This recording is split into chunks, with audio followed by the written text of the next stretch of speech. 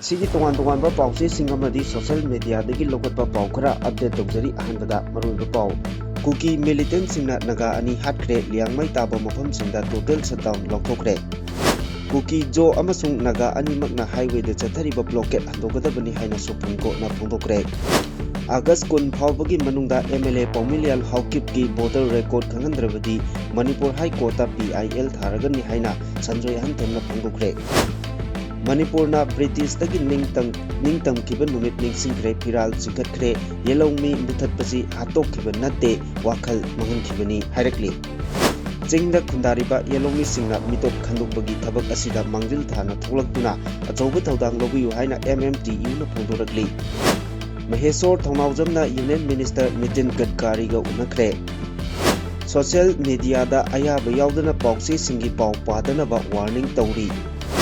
KCP MFL gi sumthokpa warol miyamgi mafamda thamlakli minai asengba haibadu oire phammu hairaga phamba chatlu hairaga chatpa khudingmak asina adagi loina tawrabanina minasu sungu usitpidre haina arambai tengolgi PRO Robin Mangang khwairakpamna phangdorakli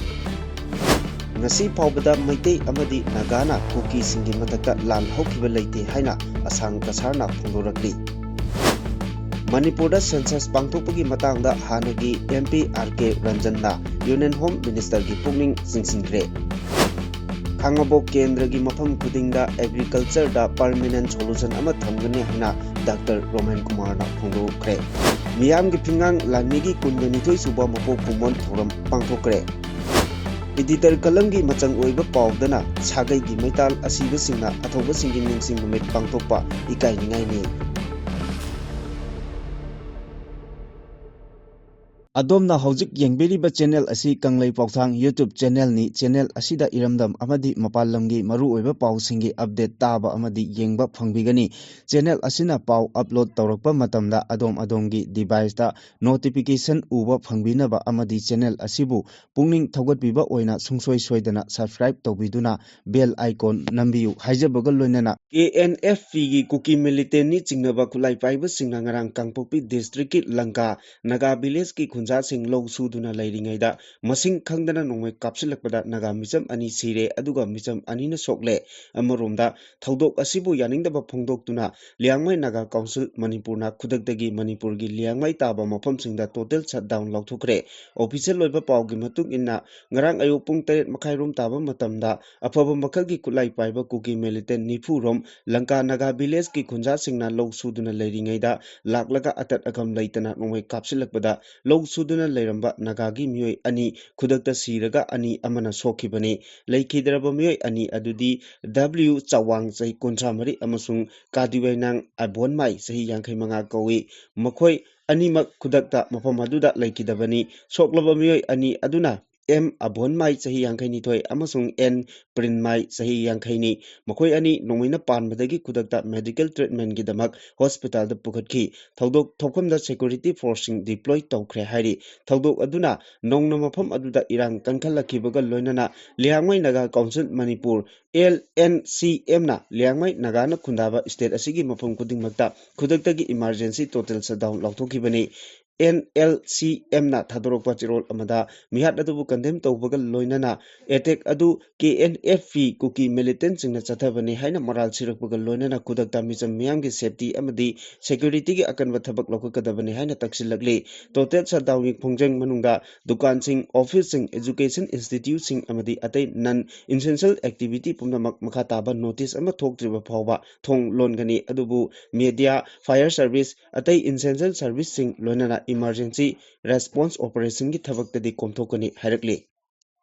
Sahi asigi me thadagi Kuki zo amasung naga community anigi marakta nongna irang tholaktuna community animakna Manipur ge national highway singda chathanari ba blockade adu yasinaba ama puraktuna handoknaba supreme court na nakal animakta khangankre naga community na national highway to Imphal Dimapur lambida blockade chathaduna Kuki zo meyamki nongmagi tangai phadaba polam sing phangdabagi awaba mayoknariba asiga mari lenana apex court asina intervenes tawbinaba Kuki women's organization for human rights na supreme court ta tharakpa wakat amagi matangda ngarang Chief Justice of India gi Surya Kant Justice Jaimala Bapsi amasung B Mohana gi bench ta hearing chathakre court ki maikidagi muknariba community animakna national highway singda amuk hanna hangdokna bataksin magal loinana micham miyam gi lifeline bo thingjinba haibasi community amatana tawroidabani haina observation piki petitioner gi maikide lepkiba senior advocate Anand Grover na hauji national highway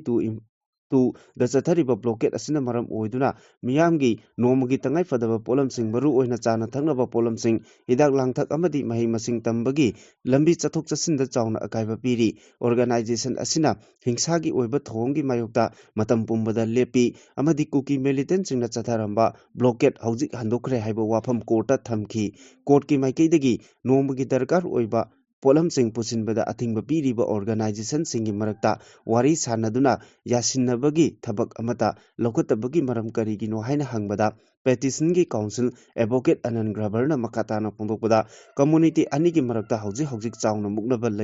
leiba amaromda state lengangna su oirakliba phibam asi laksinba ngamdana leiri haina maral sikhi chathakhe hearing aduda international maitei organization gi maikei de lepkiba council gi maikei dagi apex court asida wakalakliba asi nakal animak khaktagi oiba wafam oi kuki group singna kumjalisingani kulumdoidagi national highway 2 thingjinduna community khudingmakna national highway asida free movement phangdana leiribani haina court thamki MLA Paumilel Haukip ki asengba voter record CEO office na August 10 phawbagi manungda miyamda mayek sengna khangandrabadi Manipur High Court PIL file tawragani haina social activist Sanjoy Anthemna phongdoragli mahangna makhatana hai Manipur gi maru oina yellow purup sing ngasidi masing langamdana kanglol kaina ngamkhai gi wangmadagi changsilakpa illegal immigrant singi sathiba aggression mayoknaraba lamdam ama oire haujik state asida mayoknariba sahi ahum helaba ethnic violence asigi mapung oiba horokpamsu illegal immigrant singi khujil thorangni Manipurda khundaduna laikhraba kukijo illegal immigrant singna masing yamlaba arm group ki syndicate mayam lingkhatuna lamdam asigi achouba umang sing singmai sing kokthokduna poppy plantation tawduna achouba narco business ki makok saduna madudagi phanglakpa senyamna afaba highly sophisticated oiba nongmai khuchukhulai bomb top amadi drone singba kaya lesinduna lamdam asigi yellow proof singda atamnana landaduna genocide campaign amadi ethnic cleansing chathare haibasi malemsin tungna khanglaba wafamni adugi sumatakta kuki jo arm group singi lusingba kaya amadi ifong phongna Myanmar da MP oiramlaba Myanmar gi national singdi ifong phongna khangnarabani adubu center da lengakliba BJP government na makhoi lanai oiba interest asigumlaba narco terrorist sing asibu kankatuna yokhatuna thamli makhoina sugi ground rule sing thugaiduna makhal makha kaya gi crime kaya sathabada karigumba makal gi action amata lokhatana yengduna leiri ahoina dum michang changduna kankhatli haibasi miyamna ifong phongna khangnarabani haiba wafamsu mahangna phongdokhi masigi chu mathakta haujik miyamgi mihut oiriba 59 Saikot AC gi BJP gi MLA Paumilel Haukip ki voter gi achumba asengba mari makhong khanghalu mahak masagi chai 95-96 Saikot AC gi voter list da yaukhide mahak kadai dagi lakpano haiba miyam gi chingnari ngai chairak asida chumnatagi lisingani kunithoi khaktada Saikot AC gi polling station number 69 gi voter serial number 592 da yauba lisingani mangagi voter list da yaudaba misak asina matau kamdawna SIR gi draft electoral roll da yaukshilakibano haiba wahang ama lakle SIR gi draft electoral roll dadi MLA Paumilel Haukip asi 59 Saikot AC gi polling station number 74 gi house number 6 voter serial number na 514 da matau kamdamna yaruklibano haina social activist Sanjoy Anthemna hanglakli Yellow me mutat pahaibasi lairamba miyoi khudingmak hatokkiba natte yellow me oibagi wakhal manghankibani haina Coalition for Indigenous Writers Campaign Manipur gi President T.H. Somarendra phongthokre wafamasi sikana sinduna kaibi mana singda pangthokiba marifu suba Manipur Independence Day gi thoramda phongthokibani thoram aduda iramdam kanba apunba lukki President Naurem Memalaima Women's Association for Socio-Economic Development gi President Tharaksana Sika gi Vice President Longjam Ratan Irabat Memorial Trust kaibi gi President L Gunindro na chingba saruk kyakhi thoram aduda Petruklai machuda malem puba pafal yekpa Firal Yektuna Ikai Kumnaba Utki Thorom Aduda Toksom Somarendrona Makatan Hai Manipurda Iduna Lakraba Todok Ama Oiraba Manipur gi Ning Tambagi Numit 14 August ni Haiba Pauba Lamdam Asigi Miamgi Tamoidagi Loktok Kinaba Taurang Kaya Laikot Paikhalagli India gi Ning Tamba Numita Machu Ongi Piran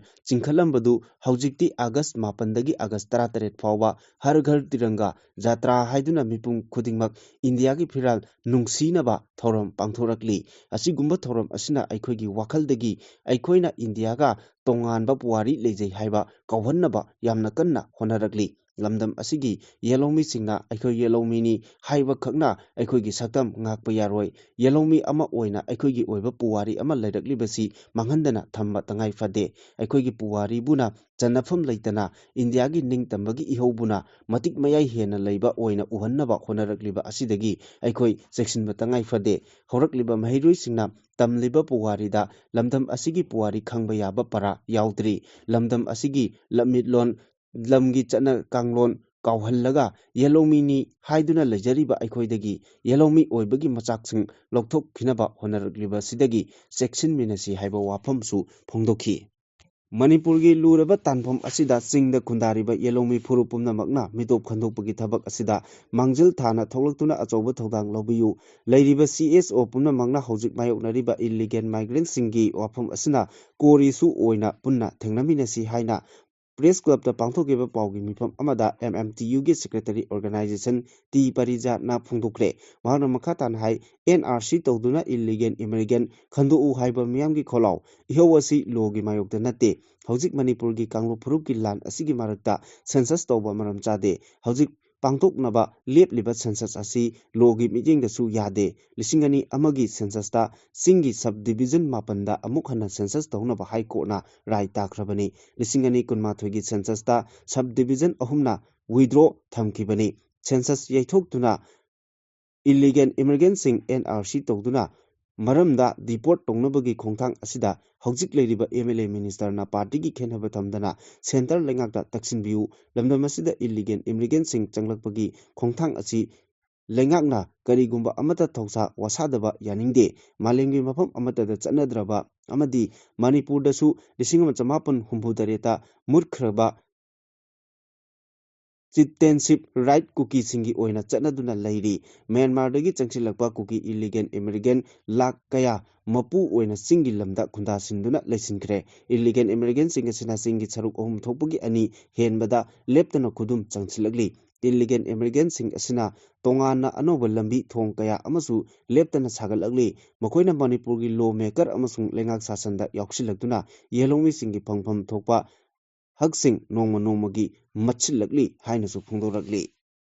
Manipurgi Khwaidagi Maru Oiriba Lifeline Oiriba National Highway Singi Pibam Ka Hena Patriba Amasung Irang Asigi Manung Channa Miyoi Kharana Lambi Asi Thingningba Mongda Thingduna Miyamda Awasai Thingkaya Piriba Asigi Matangda RPI Athawalegi National Secretary Maheshwar Thongnawjamna Union Minister of Road Transport and Highways ki Nitin Gadkari ga unaduna wari chanakre Union Minister Nitin Gadkari ga unaduna wari sakiba aduda Manipur ki lifeline oiriba National Highway singda hojik ningtamna chathok chasin tawba yadana lariba asigi matangda pugatuna khanaki National Highway sing semgatnaba lengak na thabak paikhatle haiba tarabasu hojik yamna Pibam Chadaba Mong Amada Lady, Masigi Sumatata, National Highway Sing Asi Semgatle, Haina Kalabasu, Miamna Aki to Zumba Laitana, Satok Sin Toba Yahandrabadi, Madugi Wahantok Laite, National Highway Sing, Pre Moment Lehen Bahibasi, Manipurbu, Mangda Changsinaba, Kwaidigi Barueva Tavak Amani, Masida Highway Asigi Tongan Mapam Kayada, Mui Karan Lambi Tingduna Miami Punsi Amasung Lantumda, Tauna Ayadapan Piriba Si, Hiramasiga Mari, Lainariba, Union Transport Minister na Jengbiu Amasung Asigumba Pamdaba Todok Singasi Makatana, Tathadanaba, Honabiu Haina Taxilamki.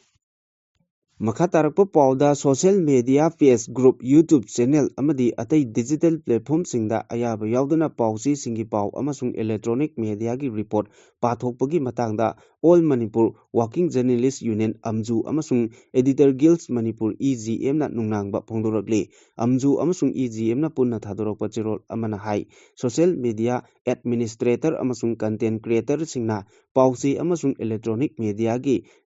link share tawbada akaiba laite adum oinamak pausi amasung electronic media gi report sing semdok sadok miyamda sandokpagi thawong asina media organization natraga journalist singbu lana uhanabagi machak ohelakpa yai electronic media gi content da ayaba yaudana upload tawbiganu television news interview discussion amadi atai program sing download tawraga masagi content oina nongna thagatpagi thawong lepkadabani pauchi ama phongkraba matungda YouTube amasung atai social media da channel singna pauchi gi charuk khara nongna pathokpa amadi phonglakpa lepkadabani haina Amju amasung EGM na akanba warning torokli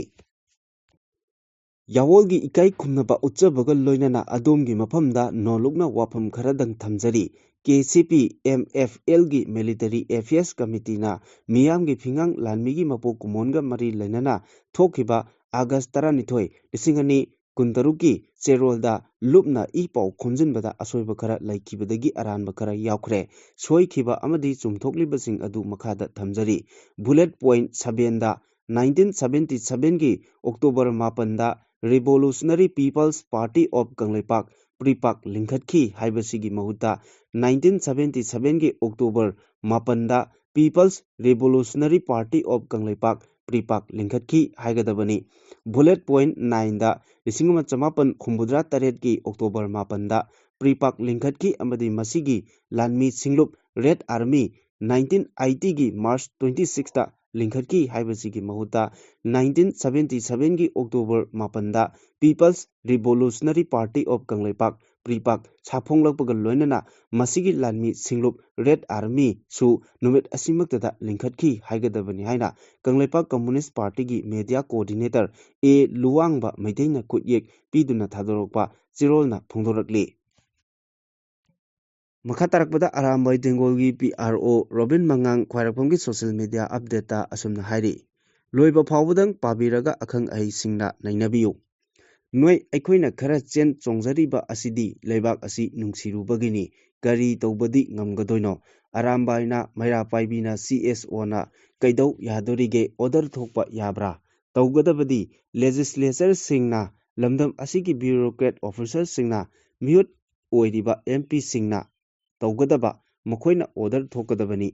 adudi natre minai asengba haidu oire fammu hairaga famba chatlu hairaga chatpa khudingmak adagi loina tawrabanina minasu chungu usitpi khidre leibak amakhak leiri haibata mangaire Mizoramna Sikimna Manipurdagi kari hengene adubu midi nupa thui kusi tawande prajasu babtai aikoi sidani prajasu wakhal yaudaba ngayhaki nongmagi kumhaida chatpa rajniti walasu leadership quality amata yaude adunani yamu warise ngasi naga ani kukina hatle loidri adum halakini maiteisu watli yamna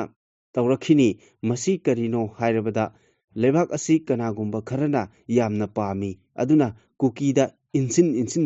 irang tawhali santi lehande wakhal leita hande economy fail ohali health amadi education sector collapse tahali waba yaba warakpa matam asida yelomi uful takraba matungda makhoina khutlai oina sijinariba kuki khudakta loisinkhini irai laina maramdi kuki militant masing kaya lei designated camp kayada lei loina khangaba ngaktani aroibada lamdam asi makhoigi oyogani karimeta natte masini haiba wafam phongdorakli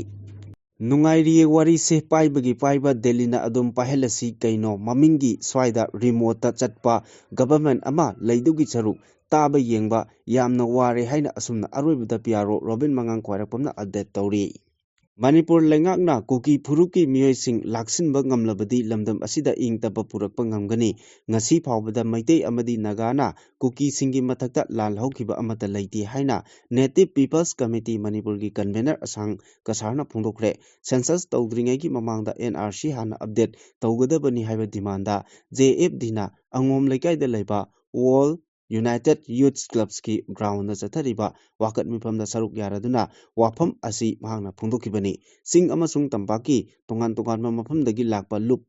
kayagi lucingba singna saruk yakiba wakat mifam aduda NRC update tawdriba phawba census tawba yaroi IDB singna mayumda hanjindri phawba census pangthokpa yaroi haina thaba placard sing sijinaki Pangtokaduriba tarataruk suba National Census lisingani kuntareta Manipurgi oina haujik demographic ki oiriba pibum asi yenglaga census pangtokpada akhanaba safeguard ki tawrangsing amadi mikok thibagi thabakta hena section tawrang lokhat pinaba hanagi Lok Sabha ki MP RK Ranjanna Union Home Minister Amit Shahada aiba cherol thaduna taksinkhre ex MP RK Ranjanna Union Home Minister da thakiba cherol aduda haukiba sahi khara asida Manipurda tangdu leitadaba pibam amada leiriba internet displaced persons sing Myanmar dagi mitop kaya Manipurda changsilaktuna Manipurgi demography da achouba sakphu ama piri asigumba talak asida Manipurda niyam chumna mikok thibagi thabak chathaba ngamloi haibagi mipaiba miyamda leiri maram asina census ki thabakta akaknaba section tawrangsing lokhattaba tarabadi state asigi asengba amadi achumba demographic reality khangba ngamloi amadi asengba Indian citizen khandokpa ngamloi maram asina census ki thabakta population structure defencing ratio amasung generation change ki matangda transparent oina analysis tawba ngamnaba district amasung subdivisional level da detail age cohort wafam Manipurgi census lisingani kuntaret ki data da phonggadabani haiba wafam su phongdokli imalol ama oina Manipuri lol ngangba miyoi masing chapchana record tawgadabani pokpa amasung sibagi registration data ningthina cross verification tawgadabani Kangpokpi Chandel Chakpi Karong Tengnopal amasung Churachandpurgi Tipaimuk Federal hariba mafamsing asida mikok thibagi thabak yamna kanna yengsinnaba ministry na mikok thiriba official singda direction pigadabani religion amasung relief ki oina chapchapa masing thigadabani undocumentation non citizen population ki oina yamna mayek sengna identification tawgadabani haina pali Youth Aikhoi Mikap Thoklasi Haiba Wakalonda Sangai Yumphomda Nahasingi Oiba Youth Political Conference Ama Thobal District ki Manung Chana Leiba Sangai Yumphom Community Hall Pangthokre Thorom Aduda Tim Dr. Roman Kumar na sinkibani Conference Aduda Punna Sangai Yumphom Khaki Oiba Naha Lisingama Henbana Saruk Yaki Conference Aduda Kendra adugi youth kayana amatu oina warep kayasu loki warep sing adugi manungda khangabo kendra gi oina lakaduri balisingani kuntaret ki general election asida Dr. Khundrakpam Roman Kumar bu sangai yumpham gi oiba youth ki mifamna amatu oina support tawba haina lepnaki khangabo kendra asida rajniti gi oiba anobo mayol ama puraknabagi damak honariba Dr. Khundrakpam Roman Kumar Singh mai paknaba mifam asigi youth singna unity oina honaba haina yanaki mifam asigi youth singna Dr. Roman Kumar Singh natana atopa candidate amatada support tawdaba haina su yanaki thorom aduda Khambok kendra gi intending candidate Dr. Roman Kumar mahaki apokpa hanagi kendra asigi candidate KH Major Mangang amadi Sangai Yumpham khulgi ahal singna methunglen sing oina saruk yaki thoromga mari lainana Dr. Roman Kumar na phongdokibada Karigumba lakaduriba election asida mahakpu miyamge mihut oina thagat pirabadi mahakki ahanba khongthang oina khangabok kendragi mafam khudingda agriculture da permanent oiba solution ama thamgani haina lauthoki maknai hojik kendra asida miyamna thengnariba awaba asida matam chana ithai lokhong sembidabana ising chawroidaba matamda ising chawre ising kangadaba matamda ising chawduna leire lau singuba yadana matamda aduki matik awaba mayok narakpasi chahi kaya thengnaduna lakli masi matam chana tung koina chanaba yaba thabak amata tawbidana su lakli sangai yumpham lau pari kaya chahi khudingi ising thumjinduna lau uba yadana leiriba asi kendra asigi MLA na kenel amatang sembiramlabadi lawmi miyamna chahi khudingi thengnariba awaba asi leiramloi haina phongdokhi Miyamge Pingang Lanmigi Kunganithoi Suba Mapo Kumon Thoram 131 Suba Battalion Yauna CHQ GHQ Company Mobile Unit Sing Ambadi District Commander Sing Makada Tampaki Mafam Sing da Pangthokre Haina Lona Thinkraba Kanglepa Communist Party gi Department of Information and Publicity gi Media Coordinator A Luangba Maitei na Thadorokpa Cherol Amana Hairagli Cherol Asina Makata na Hai ꯆꯥꯝꯃ ꯀꯨꯟꯊ꯭ꯔꯥꯃꯥꯊꯣꯏ ꯕꯇꯥꯂꯤꯌꯟꯗ ꯄꯥꯡꯊꯣꯛꯈꯤꯕ ꯀꯨꯟꯒꯅꯤꯊꯣꯏ ꯁꯨꯕ ꯃꯤꯌꯥꯝꯒꯤ ꯐꯤꯉꯥꯡ ꯂꯥꯟꯃꯤꯒꯤ ꯃꯄꯣꯛ ꯀꯨꯝꯑꯣꯟ ꯊꯧꯔꯝꯗ KCP MFLꯒꯤ chief of army staff H ꯏꯕꯣꯝꯆꯥꯅ ꯑꯊꯣꯏꯕ ꯃꯤꯊꯨꯡꯂꯦꯟ ꯑꯃꯗꯤ KCPꯒꯤ ꯖꯦꯅꯔꯦꯜ ꯁꯦꯀ꯭ꯔꯦꯇꯔꯤ H ꯄꯣꯏꯔꯩꯅ ꯊꯧꯔꯝ ꯃꯄꯨ ꯂꯣꯏꯅꯅ KCPꯒꯤ deputy finance secretary H Bobby ꯑꯃꯗꯤ MFLꯒꯤ ꯖꯦꯅꯔꯦꯜ ꯁ꯭ꯇꯥꯐ ꯑꯣꯐꯤꯁꯥꯔ ꯑꯅꯤ G2ꯅ ꯏꯀꯥꯏ ꯈꯨꯝꯅꯖꯔꯕ ꯃꯤꯊꯨꯡꯂꯦꯟꯁꯤꯡ ꯃꯊꯪꯁꯤꯅ ꯑꯣꯏꯈꯤ꯫ ꯑꯊꯣꯏꯕ ꯃꯤꯊꯨꯡꯂꯦꯟꯅ ꯃꯩꯔꯥ ꯆꯨꯈꯠꯇꯨꯅ ꯑꯃꯗꯤ ꯊꯧꯔꯝ ꯃꯄꯨꯅ ꯐꯤꯔꯥꯜ ꯆꯤꯡꯈꯠꯇꯨꯅ ꯊꯧꯔꯝ ꯍꯧꯗꯣꯛꯈꯤ꯫ ꯌꯥꯋꯣꯜꯒꯤ ꯂꯥꯟꯊꯦꯡꯒꯤꯗꯃꯛ ꯊꯋꯥꯏ ꯀꯠꯈ꯭ꯔꯕ ꯑꯊꯧꯕ ꯑꯊꯧꯕꯤꯁꯤꯡꯒꯤ ꯃꯐꯝꯗ ꯀꯣꯛꯅꯣꯅ ꯏꯀꯥꯏ ꯈꯨꯝꯅꯕ ꯎꯠꯈꯤ꯫ ꯊꯧꯔꯝꯒꯤ ꯃꯇꯨꯡ ꯏꯟꯅ ꯀꯃꯔꯦꯗ ꯀꯦꯞꯇꯦꯟ ꯆꯤꯡꯂꯦꯟ ꯃꯩꯇꯩꯅ ꯃꯤꯌꯥꯝꯕꯨ ꯇꯔꯥꯝꯅ ꯑꯣꯛꯄꯒꯤ ꯋꯥꯔꯣꯜ ꯄꯤꯈꯤ ꯑꯃꯗꯤ ꯀꯨꯟꯒꯅꯤꯊꯣꯏ ꯁꯨꯕ MFLꯒꯤ ꯃꯄꯣꯛ ꯀꯨꯝꯑꯣꯟꯒ ꯃꯔꯤ ꯂꯩꯅꯅ ꯃꯤꯂꯤꯇꯔꯤ ꯑꯦꯐꯤꯌꯔꯁ ꯀꯃꯤꯇꯤꯅ ꯃꯤꯌꯥꯝꯗ ꯄꯤꯕ ꯅꯤꯡꯇꯝ ꯄꯥꯎꯖꯦꯜꯒꯤ ꯆꯦꯔꯣꯜ ꯀꯃꯔꯦꯗ ꯀꯦꯞꯇꯦꯟ Y ꯁꯣꯃꯣꯔꯖꯤꯠ ꯃꯩꯇꯩꯅ ꯄꯥꯊꯣꯛꯈꯤ ꯍꯥꯏꯔꯤ꯫ ꯆꯦꯔꯣꯜ ꯑꯁꯤꯅ ꯍꯥꯏ KCP MFLꯒꯤ chief of the army staff CAH H ꯏꯕꯣꯝꯆꯥꯅ ꯍꯥꯏ ꯏꯟꯗꯤꯌꯥꯒꯤ